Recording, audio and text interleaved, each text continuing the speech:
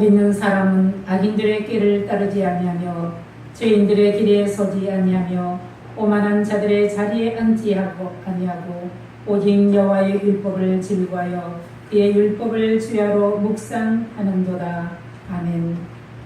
온 피조물들로부터 예배를 받으시기에 합당하신 하나님 아버지, 오늘도 귀한 날, 아름다운 날, 우리의 마음과 정성을 모아 하나님 앞에 예배를 드립니다. 먼저 성령 하나님께서 임재하셔 우리의 마음을 정결케 하시고 하나님을 예배하는데 깨끗한 심령을 허락하여 주시옵소서. 오직 하나님의 영광만을 위한 거룩한 예배가 되게 하여 주시옵소서. 우리 주 예수 그리스도 이름으로 기도하옵나이다. 아멘. 찬송가 5장을 찬송합니다.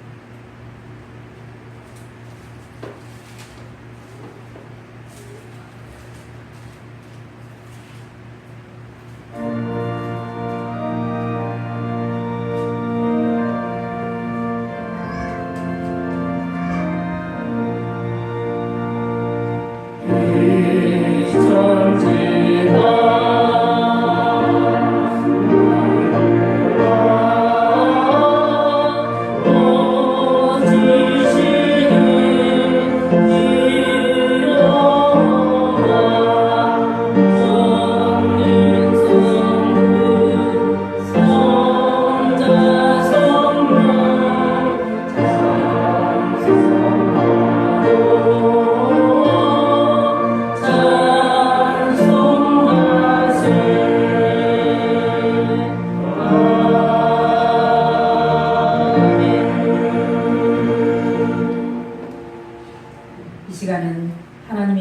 계명과 우리 주님 예수 그리스도의 가르침을 상기할 때 우리의 오늘과 죄가 가득함을 고백하지 않을 수가 없습니다.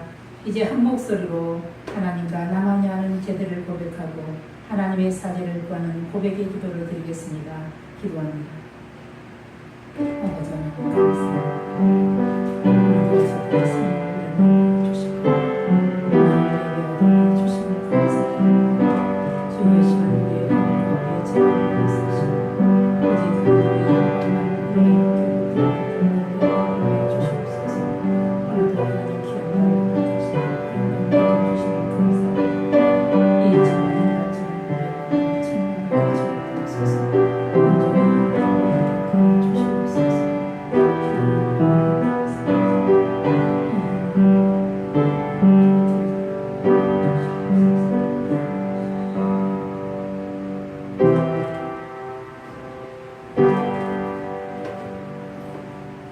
사제의 말씀입니다.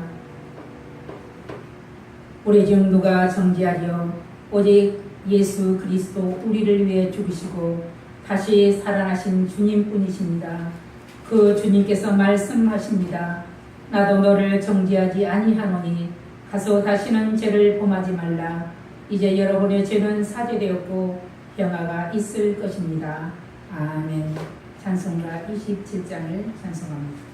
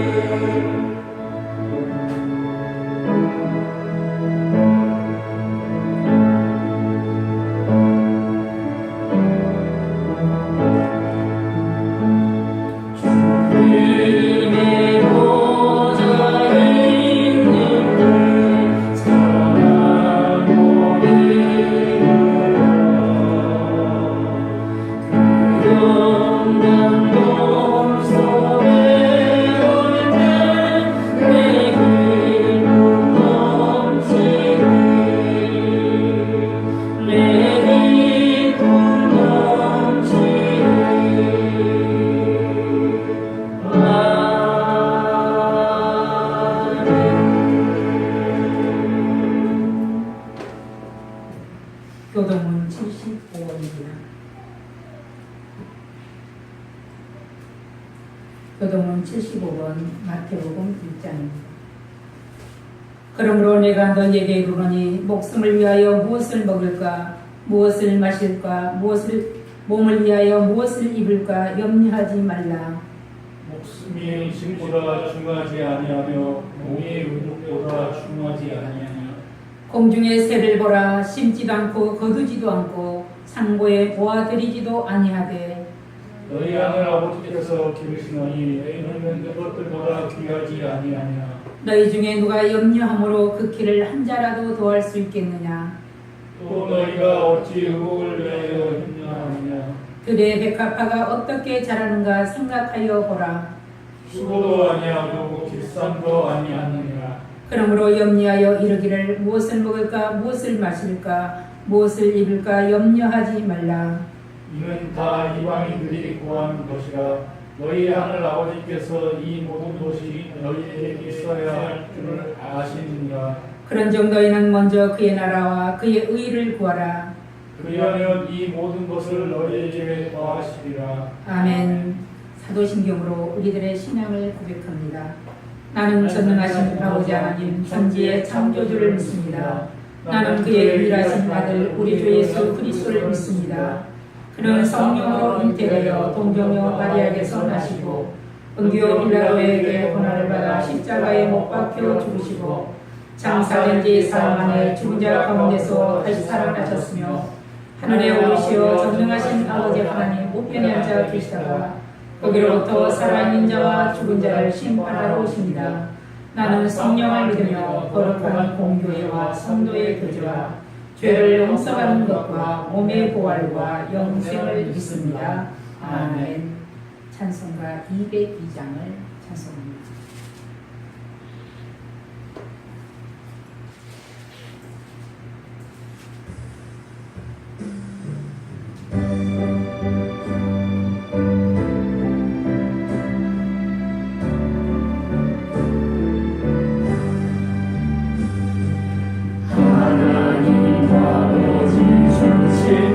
심책은 귀하고 중하신 말씀일세.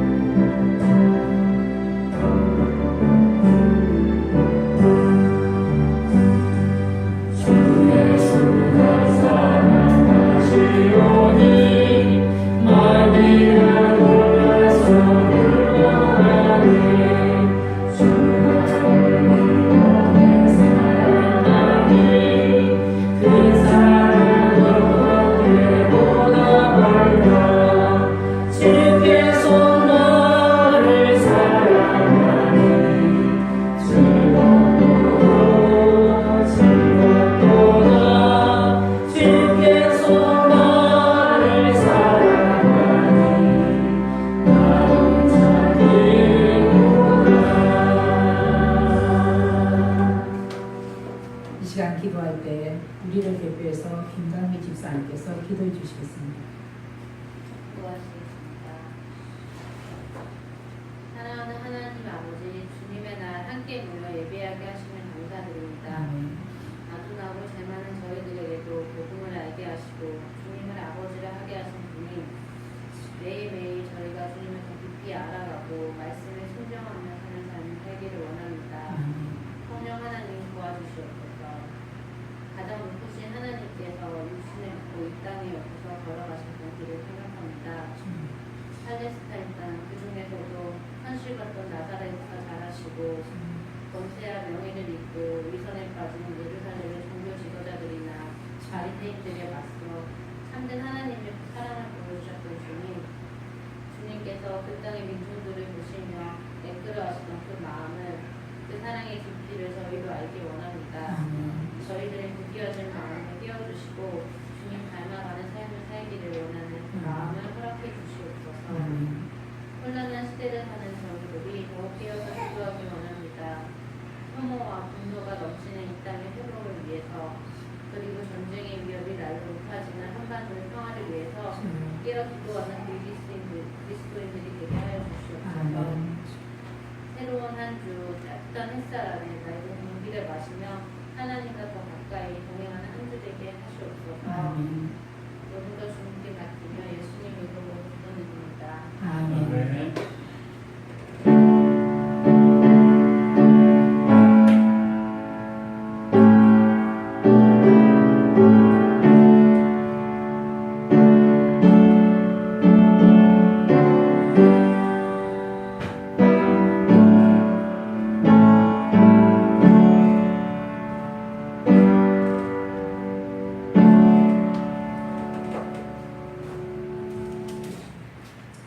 오늘 우리에게 주시는 하나님의 말씀은 마태복음 7장 1절에서 12절 말씀입니다.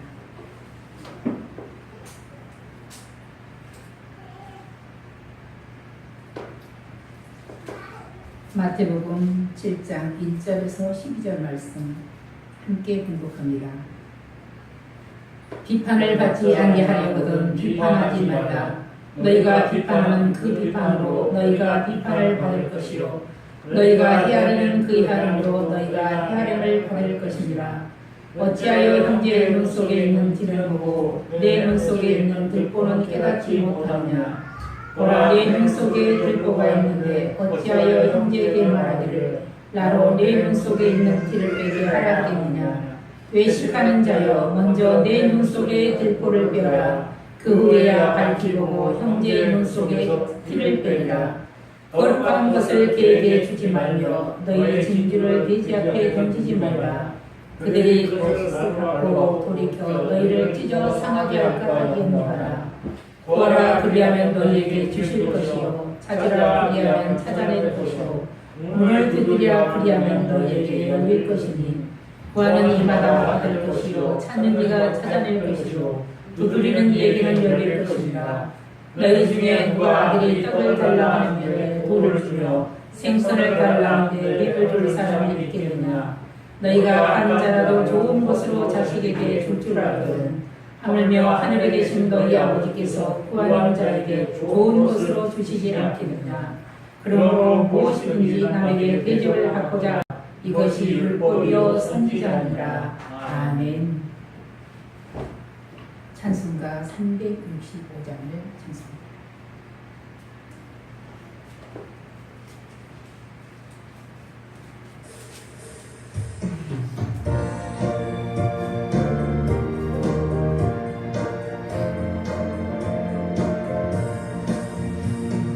마음 속에 근심 있는 사람 주 예수 앞에 걸어라. 슬픈 마음을 세대라. 주 예수께 아뢰라. 주 예수 앞에 걸어라. 주의 친구들 무엇이나 근심하지 말고 주 예수께 아뢰라. 눈물 나며 기쁘다 숨쉴 때 주 예수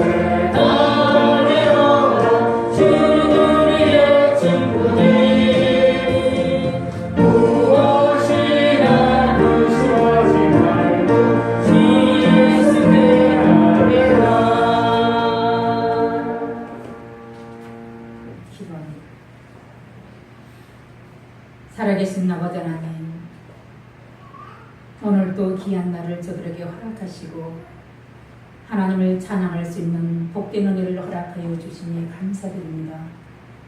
하나님 이 날 맑은 날만큼이나 우리의 마음을 정결케 하시고 날마다 하나님을 예배하며 노래하며 영광 올리기에 부족함이 없도록 하나님 저들을 붙들어 주시옵소서. 하나님 세계 정세는 심히도 복잡합니다. 우리는 그 복잡함을 알 수도 없습니다. 그러나 하나님 앞에 저들은 기도할 수밖에 없음을 고백하오니 날마다 이 나라와 민족을 위해서 기도하게 하시고 이 나라 지도자들을 위해서 기도할 수 있도록 하나님 은혜를 베푸시고 내 믿음을 위해서 기도할 수 있도록 하나님 은혜를 베풀어 주시옵소서. 저들이 하나님 나라 이를 때까지 이 세상 풍조에 밀려가지 않게 하시고 오직 믿음을 주여 하나님이여 지킬 수 있도록 은총을 베풀어 주시옵소서. 오늘도 이 말씀이 우리의 영혼을 하나님 맑게 하시고 우리의 마음을 지킬 수 있는 믿음을 허락하여 주시옵소서. 예수님의 이름으로 감사하며 기도하옵나이다. 아멘. 오늘 말씀 제목은 삼가야 할 일과 힘써야 할 일입니다. 마태복음 7장은 산상수훈 마지막 장으로 예수님께서 통치하시는 하나님의 나라의 법인 신앙인으로서 갖춰야 될 바람직한 대인 관계와 하나님 관계에 대한 생활 원칙을 우리에게 교훈하고 계십니다. 예수님의 그 가르침대로 실행할 것을 우리에게 촉구하고 계십니다. 삼가야 할 일과 힘써야 할 일에 관한 말씀입니다. 예수님께서 삼가야 할 일과 힘써야 할 일, 즉 순종과 신행을 이토록 강조하고 있는 것은 행함이 없는 믿음은 곧 죽은 믿음이라 할 만큼 하나님 앞에서는 아무 가치가 없다는 것입니다. 그런데 오늘날에도 교회 안에는 믿음을 자랑하면서도 실제 생활에 있어서는 그 자랑과 달리 모순된 행동을 하는 사람들이 적잖이 있습니다. 이는 자신의 의를 나타내고자 하는 이중성입니다. 우리의 속담에 털어서 먼지 안 나는 사람은 없다는 말이 있습니다. 그만큼 누구에게나 결점이 있다는 말입니다. 그러므로 누구든지 결점을 찾으라고 뜯어보면 허물이 없는 사람은 단 한 사람도 없습니다. 더하고 덜할 뿐 우리에게는 모두가 다 허물이 있다는 이 말입니다. 그런데 허물이 적은 사람은 오히려 남의 허물을 들추지 않습니다. 그런데 허물이 많은 사람일수록 오히려 남의 허물을 들추어냅니다. 어찌하든 인간은 하나님 앞에서 자랑할 것이 없는 존재임에는 분명합니다. 그럼에도 사람들은 자기를 자랑하고 남의 허물을 들추어 정죄하라는 속성이 있습니다. 이러는 인간들을 향해 예수님은 2절 말씀하셨습니다. 같이 한번 읽어봅니다. 너희가 비판하는 그 비판으로 너희가 비판을 받을 것이요 너희가 해하는 그 해함으로 너희가 해하림을 받을 것이니라.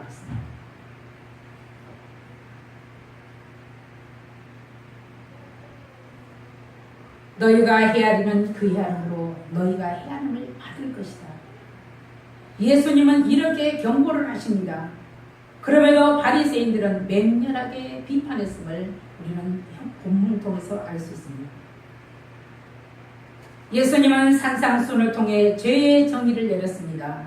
죄는 행위 문제만 아니라 먼저 마음이 문제라는 것입니다. 그에 반해 바리새인들은 외적인 규례를 지키지 않으면 그것을 곧 죄로 여겼습니다. 또한 예수님은 산상수훈을 통해 의의 정의를 또 내렸습니다. 의의 정의는 내적인 의가 먼저이고 외적인 의는 나중이라는 것입니다. 그런데 바리새인들은 외적인 의를 규례를 곧 의로 여겼습니다. 예수님의 산상수훈을 통한 의의 목적은 하나님께 보여지는 것이지 사람에게 칭찬을 받는 것이 아님을 강조하고 있습니다. 그에 반해 바리새인들은 인간들에게 보여져 칭찬을 받고 싶어 했습니다. 이거는 우리의 모습과 같습니다. 그런데 믿음의 조상인 아브람도 이스라엘의 지도자 모세도 하나님께서 나의 친구라고 말씀하신 다윗도 큰 허물이 있었음을 성경을 통해서 알 수 있습니다. 하나님은 그 행위에 비례하여 죄의 대가를 엄하게 물으셨습니다.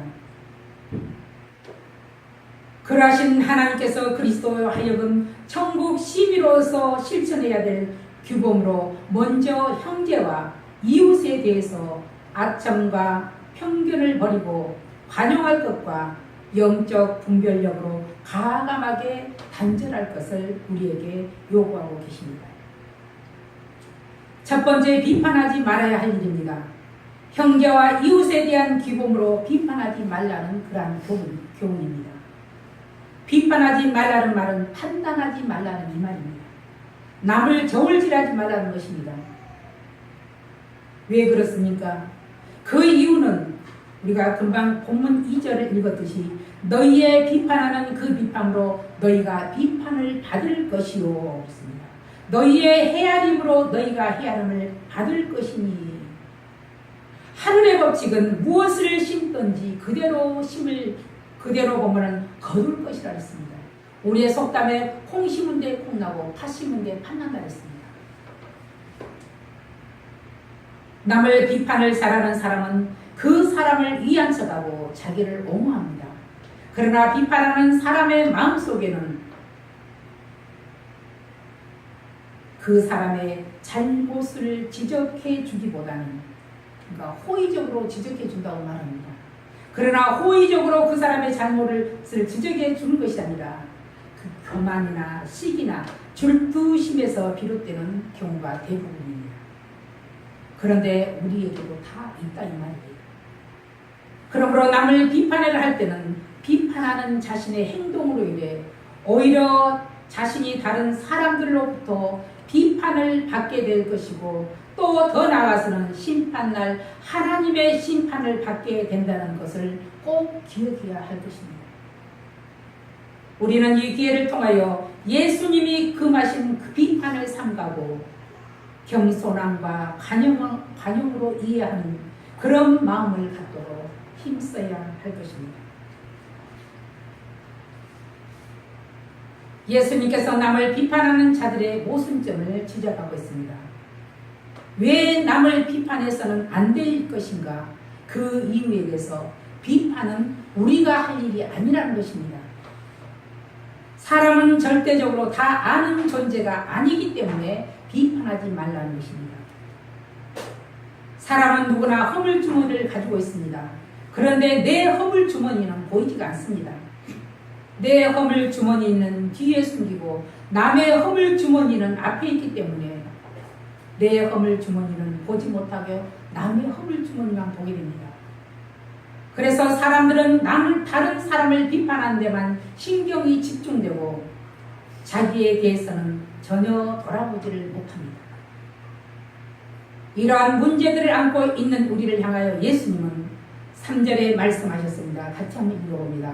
어찌하여 형제의 눈 속에 있는 티는 보고 내 눈 속에 있는 들보는 깨닫지 못하느냐. 사실 우리는 다른 사람을 판단하거나 정지하는 것이 바람직하지 않는 것을 우리는 다 알고 있습니다. 그러면서도 우리는 남의 허물을 보면 오히려 즐거워하는 그런 성향이 있습니다. 그래서 사람들이 말합니다. 남의 흉을 보는 것만큼 즐거운 일이 없다. 정말로 그렇습니다. 그런데 하나님은 이것을 하지 말라고 합니다. 우리는 남의 허물이 보이면 즐거워할 것이 아니라 상대방의 그 허물 속에서 나의 허물을 발견하고 스스로 나를 비판해 볼 수 있어야 합니다. 그렇지 못한 우리를 향하여 예수님께서는 말씀하십니다. 5절에 같이 한번 읽어봅니다. 외식하는 자여 먼저 내 눈 속에 있는 들보를 빼어라. 그 후에야 밝히 보고 형제의 눈 속에서 티를 빼리라. 아멘. 티와 들보는 보면 크기에 있어서 상당한 대조를 보이고 있습니다. 비는 작은 것을 말합니다. 부분적인 죄를 의미하고 있다고 하겠습니다.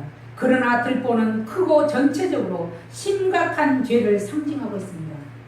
그러므로 우리는 큰 죄와 작은 죄를 상징하여 봐야 할 것입니다. 허물을 가진 사람은 다른 사람을 비판할 자격도 비판해서도 안 될 것임에도 우리는 비판하고 있습니다. 자기 스스로 허물을 가진 이 유대인들은 어떠했습니까? 안목의 정욕으로 인하여 다른 사람을 올바르게 식별할 수 있는 이 안목이 그들에게는 결여되어 있었습니다. 그럼에도 자신의 관점에서만 치우쳐서 정작 행하여야 할 하나님의 사랑은 그들은 버렸습니다. 그리고 율법으로 사람들에게 무거운 짐과 올가미를 씌워서 정죄하기를 그들은 좋아했습니다. 한 예로 2마리의 토끼를 잡으려는 속셈으로 가늠한 여인을 붙잡아 예수께로 데려온 사건을 우리는 성경을 통해서 다 알고 있습니다. 모두들 돌을 들고 죽일 준비를 하고 있습니다. 그런데 예수님은 그 현장에서 그들을 향하여서 말합니다. 죄 없는 자가 먼저 돌로 치라고 하셨습니다. 죄에서 자유로운 자가 누가 있습니까? 그런데 나이가 많은 사람일수록 마음의 가책을 받아 돌을 다 던지고 도망을 쳤다고 했습니다. 그러한 그들이 결정적인 이유를 하나를 더 들자면 그들은 결국 그리스도인 예수님을 전제하여 십자가에 못 박는데 큰 가오를 저질렀다는 사실입니다. 외식하는 자는 그렇게 겉으로는 가장 선한 사람인지 하지만 내면적으로는 위선적인 인격자로 온갖 부도덕과 제약을 품고 행동합니다. 근본적으로 부패한 인간의 심성을 보면 잘 보여주는 대목입니다. 그러한 중에 하나님의 은혜를 깊이 체험했던 사도 바울은 자신을 가리켜서 하는 말이 나는 죄인 중에 괴수라고 하였습니다. 성자의 칭호가 붙여졌던 이 프란체스코는 사도 바울과 같이 나는 죄인 중에 죄인이요 죄인의 괴수로다. 나는 모든 성도 가운데 가장 작은 자다라고 그렇게 말했습니다.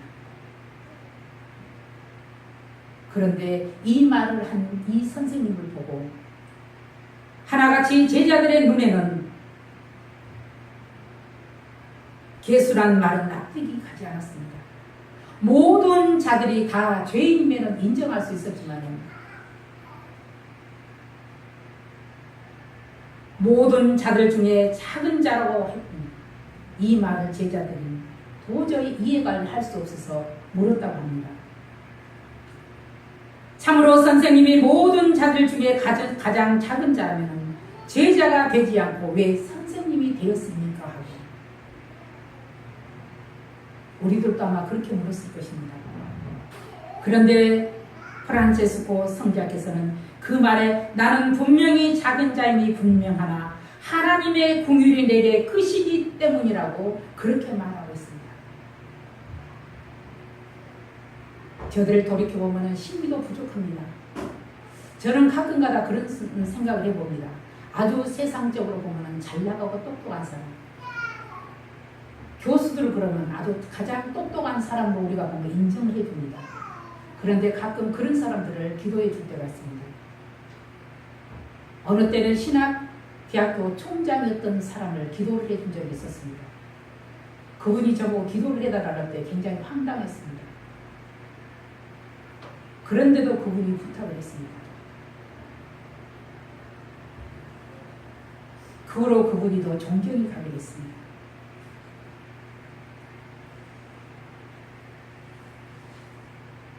저는 오래전 까맣게 잊고 있었던 생명을 비친 것이 갑자기 생각났습니다. 참으로 배은망덕한 소치가 부끄러웠습니다. 큰 은혜는 잊고 살면서 때로는 작은 것에 보면 섭섭한 마음이 들 때 속으로 그리고 차근차근 그것들이 보면 쌓여있던 것을 생각했습니다. 마치 1만 달란트 빚진 자가 100데나로 빚진 자를 책망한 자와 같은 내 모습을 발견한 것입니다. 저는 우리 김광진이가 초등학교 2학년 때 저 광양 그 바다에 떠내려간 적이 있었습니다. 누가 거기를 건지로 들어가냐고 아무도 들어갈 수가 없었습니다. 그런데 저 건너편에서 배가 한 대가 통통거리며 들어가고 어떤 남자 한 분이 그러다가 보트를 타고 들어가서 건졌습니다. 저는 멀리서 그 광경을 보고 단 1%라도 건져내게 오겠다는 마음은 없었습니다. 그런데 건져서 배에 실차 그때 저는 고백이 나왔습니다. 주여 내 믿음 없음을 용서하소서. 그 뒤로부터 보면은 믿음의 자랑을 안 하려고 보면은 아주 생각합니다. 왜?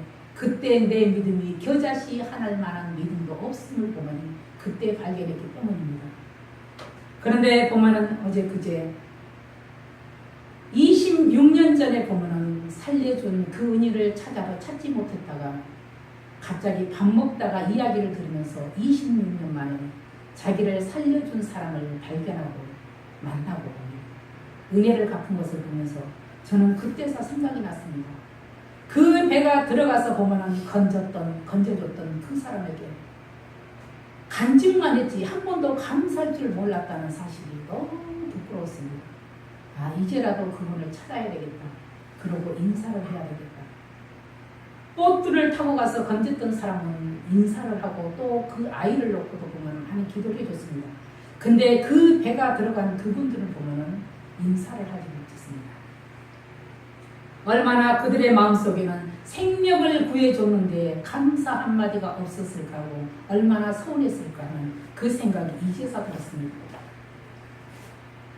오늘날 이러한 우리를 향하여 예수님은 귀 있는 자는 들을지어다 이 같은 말씀으로 교훈하십니다. 자칫하다가는 자신의 관점에 치우쳐 크기 때문입니다. 그러므로 우리는 늘 하나님의 필요한 것을 위해서 들을 귀가 있어야 합니다. 오직 하나님만이 재판장이시기 때문입니다. 두 번째, 우리는 기도에 힘써야 할 일입니다. 기도는 모든 문제를 해결하는 열쇠라고 하였습니다.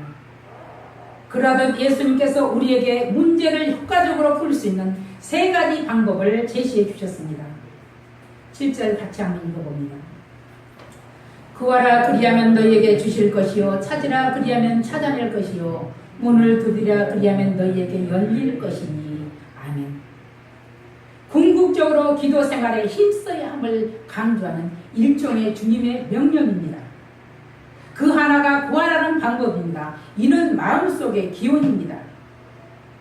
그리고 다른 하나는 찾으라는 방법입니다. 이는 마음의 소원이 행동으로 나타내는 한마디로 탐구입니다. 세상에 어떤 것도 그저 얻어지는 것이 없음을 오늘 예수님께서는 증명하고 계십니다. 그리고 마지막 하나는 문을 두드리라는 방법입니다. 이는 적극적인 하나님과의 만남을 암시하고 있습니다. 이것이 기도의 응답의 기본 요건이요 성도가 해야 될 표현입니다. 그런데 우리들은 한두 번 기도하다가 응답이 없으면 금방 낙심하고 포기합니다. 그러한 우리들의 심리를 잘 아시는 예수님께서 구하는 이마다 얻을 것이요 찾는 이가 찾을 것이요 두드리는 이에게 열릴 것이라고 말씀하십니다. 그리고 예수님은 이를 보증하시기 위해서 한 예를 들으셨습니다. 우리 9절에서 11절까지 같이 한번 읽어봅니다. 너희 중에 아들이 떡을 달라 하는데 돌을 주며 생선을 달라 하는데 뱀을 줄 사람이 있겠느냐. 너희가 악한 자라도 좋은 것으로 자식에게 줄 줄 알거든 하물며 하늘에 계신 너희 아버지께서 구하는 자에게 좋은 것으로 주시지 않겠느냐. 아멘. 이렇게 말씀하신 예수님께서는 성도들에게 10가지를 보증해 주셨습니다. 첫 번째는 마태복음 7장 7절 구하라 주실 것이요 찾으라 찾을 것이요 두드리라 그러면 열릴 것이니 기도의 응답을 보증해 주셨습니다. 두 번째는 마태복음 6장 33절 너희는 먼저 그의 나라와 그의 의를 보라 그리하면 이 모든 것을 더하시리라 축복을 보증해 주셨습니다. 그리고 세 번째는 마태복음 8장 16절 말씀으로 귀신들을 쫓아내시고 병든 자를 다 고치셨습니다. 한마디로 치유를 보증해 주셨습니다.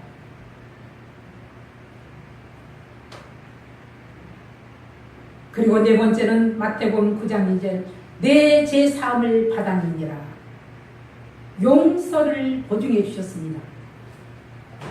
그리고 다섯 번째는 마태복음 11장 28절에 수고하고 무거운 짐진 자들아 다 내게로 오라 내일을 쉬게 하리라 안식을 보증해 주셨습니다. 그리고 마태복음 26장 28절은 제3을 얻게 하려고 많은 사람을 위하여 흘리는 바 나의 피 곧 언약의 피니라 했습니다. 구원을 보증해 주셨습니다. 우리는 구원의 보증을 믿기 때문에 오늘도 하나님 앞에 나와 예배를 드린 겁니다. 그리고 마가복음 6장 50절에는 안심하라 내리니 두려워하지 말라 한마디로 동행을 보증해 주셨습니다. 그리고 여덟 번째는 요한복음 14장 2절 말씀 내 아버지 집에 거할 곳이 많도다 내가 너희를 위하여 거처를 예비하러 가노니 천국 유업을 우리에게 보증해 주셨습니다. 그리고 아홉 번째는 요한복음 16장 33절 세상에서는 너희가 환난을 당하나 담대하라 내가 세상을 이겼노라 그랬습니다. 승리를 우리에게 보증해 주셨습니다. 그리고 사도행전 23장 11절은 영원한 안전을 보증해 주셨습니다. 우리는 민파라며 이것을 믿어야 하는 것이 바로 믿음입니다. 기도는 이렇듯 성도의 믿음을 성장시켜 주십니다. 전능하신 하나님은 성도들이 구하기 전에 무엇이 필요한지 다 알고 계십니다. 그렇지만 성도들이 하나님 앞에 나와서 기도를 통하여 필요한 것들을 공급받도록 하십니다. 그러므로 성도는 기도를 통해서 믿음이 자라고 필요한 것을 공급받습니다. 성도에게 있어서 기도는 필수적입니다. 그럼에도 기도 생활에 게으르고 나태합니다. 그래서 예수님께서는 제자들에게 기도의 습관을 들일 수 있도록 늘 보면은 데리고 다니면서 기도하는 모습을 보여주셨습니다. 우리도 기도하는 습관을 갖도록 노력해야 되겠습니다. 그리고 기도를 통해서 하나님의 능력을 공급받습니다. 기도는 주님께 무엇을 구하는가, 무엇인가를 구하는 행위입니다. 온갖 불의와 제약이 넘치는 세상에서도 믿음으로 승리하기 위해서는 기도를 통하여 공급되는 하나님의 능력을 받아야 합니다. 분명히 하나님 믿음으로 구하면 가장 좋은 것으로 주신다고 약속을 했습니다. 바로 성령의 능력입니다. 너희가 악한 자라도 좋은 것으로 자식에게 줄 알거든 하물며 하늘에 계신 너희 아버지께서 구하는 자에게 좋은 것으로 주시지 않겠느냐 그랬거든요. 우리가 성령의 충만함을 받을 때 세상을 담대하게 이길 수가 있습니다. 우리는 기도를 통해 성도들이 하나님과 동행하도록 해준 것을 우리는 알게 됩니다. 우리는 기도라는 이 매개체를 통해서 하나님과 영적인 교통을 합니다. 참으로 인간의 이성으로서는 알 수 없는 기이한 일을 경험하게 됩니다. 그래서 때로는 힘들고 어려움에 봉착하게 되면 전능하신 하나님께 기도할 수 있는 것이 너무 감사합니다. 그러면서 이럴 때 하나님을 몰랐더라면 내가 어떻게 될까? 그런 생각이 들 때 얼마나 하나님을 알게 되는 것이 감사한지. 하나님께서 나와 함께 하신다면 누가 나를 대적할 수 있겠는가? 나를 건들고 비방할지라도 나를 보면 넘어뜨릴 수는 없다 이 말입니다. 하나님의 도우심을 우리는 구할 때 하나님께서 우리의 마음속에 평안을 주십니다. 이것이 바로 하나님과 동행하는 일입니다. 그런데 우리는 한 가지 알아야 될 부분이 있습니다. 기도를 한다고 다 응답받는 것이 아니라는 이 사실도 우리는 분명히 알아야 됩니다. 그런데 어떤 사람들은 말합니다. 기도하면 다 받게 된다고. 이거 거짓말입니다. 야고보서 4장 3절에는 너희가 정욕으로 쓰려고 잘못 구하는 기도는 아무리 기도해도 보면 응답받지 못한다고 못 받고 있습니다. 그래서 우리가 기도를 하되 보면 반드시 우리가 무엇을 어떻게 기도할 것인가, 우리가 주기도문을 보면 기도의 순서를 잘 정리해 봤습니다. 그리고 우리가 세 번째 힘써야 할 일은 남을 대접하는 일입니다. 12절을 우리가 같이 한번 읽어봅니다. 그러므로 무엇이든지 남에게 대접을 받고자 하는데도 너희도 남을 대접하라. 이것이 율법이요 선지자니라. 아멘. 한마디로 모든 성경이 축소해서 나왔습니다. 남에게 섬기려고 대접하는 것이 보면 율법이요 선지자라고 했습니다. 분명히 하늘의 법은 심는 대로 거둔다고 했습니다. 이 말씀이 성경 말씀 중에서 얼마나 귀중한 말씀인가. 이 말씀을 보면 황금률이라고 붙여놨습니다. 그만큼 중요하단 말입니다. 이것은 사회생활을 위한 것임을 우리는 또한 알아야 됩니다. 이외에도 성경 여러 곳에서 손님 접대에 대해서 언급하고 있습니다. 그만큼 이 말씀이 성도들의 삶에 있어서 중요한 것이기에 강조하고 있습니다.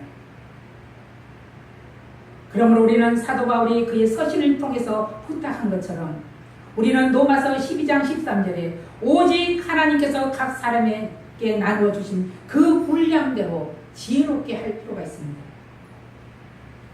디도서 3장 2절에는 아무도 비방하지 말며 다투지 말며 관용하며 범사에 온유함을 모든 사람에게 나타내도록 힘쓰라 했습니다.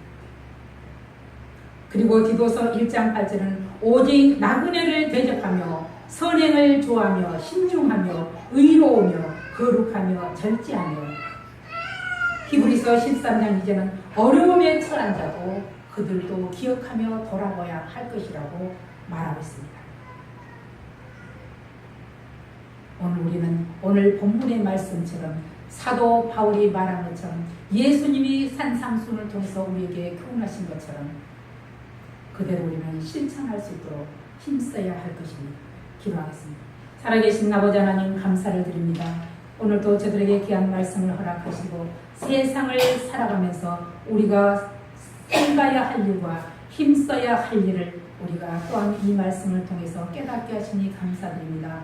우리가 세상에서 승리자가 되려거든 이 말씀을 기억하게 하시고 특히 손님 대접하기를 힘쓰는 저희들이 되게 하여 주시옵소서. 예수님의 이름으로 감사하며 기도하옵나이다. 아멘. 찬송가 430장을 찬송하면서 준비한 예물을 하나님 앞에 올리겠습니다.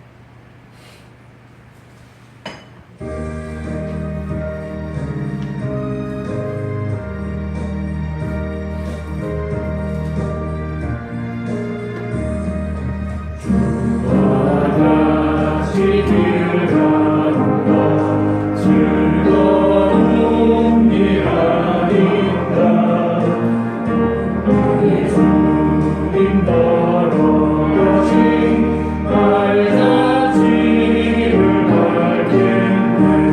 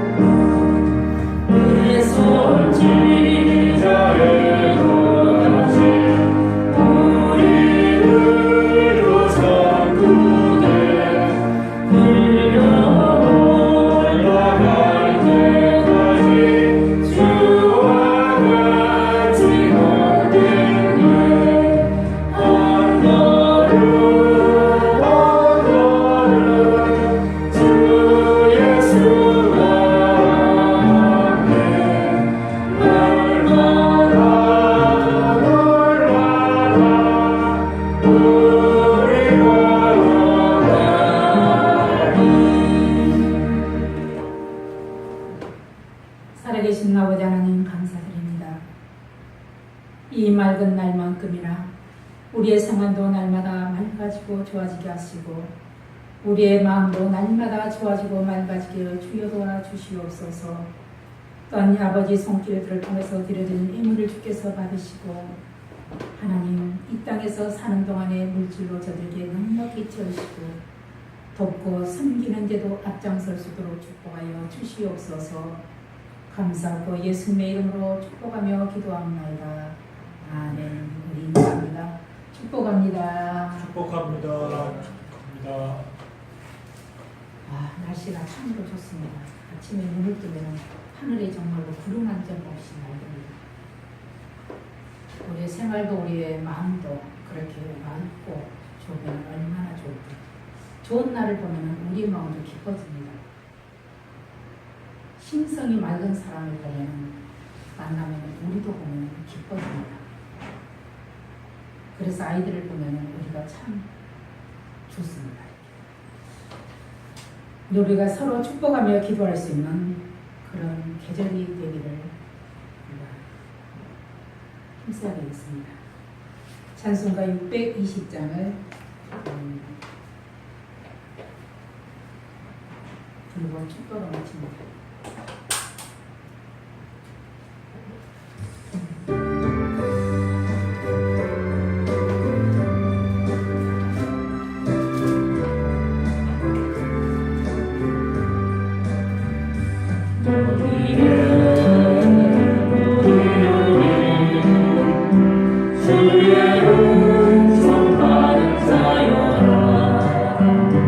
주께서 이 자리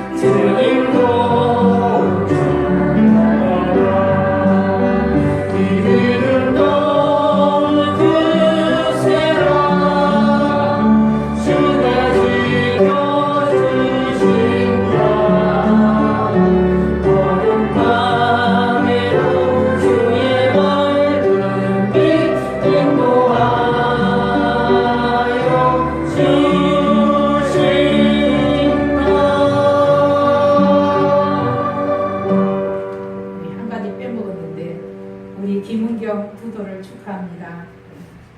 박수. 우리 은경이 생일 축하해요. 축하합니다. 지금은 우리를 죄에서 구속하신 우리 주 예수 그리스도님과 죄 있는 우리를 위하여 자신의 아들까지 내어주신 하나님의 무한하신 사랑하심과 이 죄악된 세상을 이길 수 있도록 역사하신 성령님의 인도 호하심이 오늘 예배드린 성도들과 하늘속 교회와 전쟁의 위험을 안고 있는 우리의 조국 대한민국과 이정자들과 영적 기도자들 위해 그리고 모든 백성들 위해 오늘 두도를 맞이한 사랑하는 아들 우리 김은경 위에 영원히 함께 하시기를 축원하옵나이다. 아멘.